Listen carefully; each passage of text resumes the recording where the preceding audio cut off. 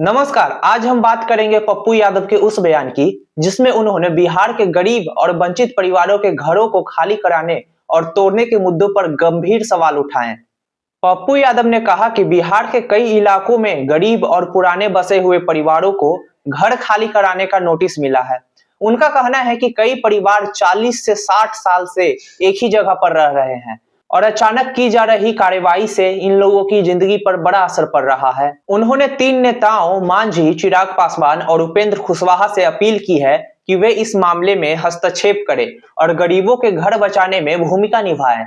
अपने बयान में उन्होंने यह भी कहा कि कई जगह छोटे दुकानदार, दिहाड़ी मजदूर, दलित और ईबीसी परिवार इस कार्रवाई से प्रभावित हो रहे हैं। पप्पू यादव का कहना है कि अगर सरकार कोई विकास योजना लाना चाहती है तो पहले उन परिवारों को जमीन और आवास की अस्थायी व्यवस्था देनी चाहिए जो पिछले कई सालों से उसी जगह पर रहते आए हैं। अपने बयान में उन्होंने यह भी कहा कि कई जगह छोटे दुकानदार, दिहाड़ी मजदूर, दलित और ईबीसी परिवार इस कार्रवाई से प्रभावित हो रहे हैं।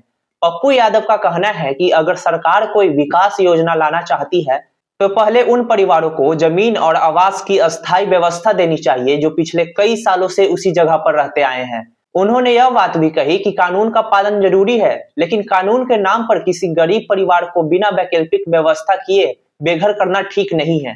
पप्पू यादव ने सरकार को एक सुझाव देते हुए कहा कि जिन क्षेत्रों में कार्रवाई हो रही है वहां पहले कम से कम 5 डिसमिल जमीन और घर बनाने की सुविधा दी जाए। उन्होंने कहा कि कई जगह सड़क, बिजली, नल और सरकारी योजना का पैसा पहले से खर्च हो चुका है।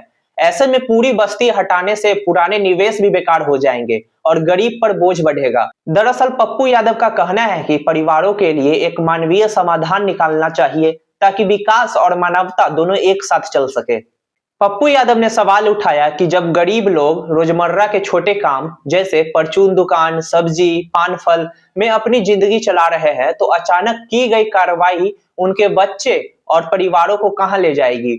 उन्होंने कहा कि वोट चाहे किसी को जाए, लेकिन गरीबों को बचाने की जिम्मेदारी नेताओं की है और इसी जिम्मेदारी को लेकर वे सरकार से एक बार फिर अपील कर रहे हैं। तो ये था आज का रिपोर्ट। आप इस मुद्दे पर क्या सोचते हैं कमेंट में जरूर बताएं। वीडियो को लाइक करें और सब्सक्राइब करें। मैं हूं राणा और आप देख रहे थे राणा की रिपोर्ट। धन्यवाद।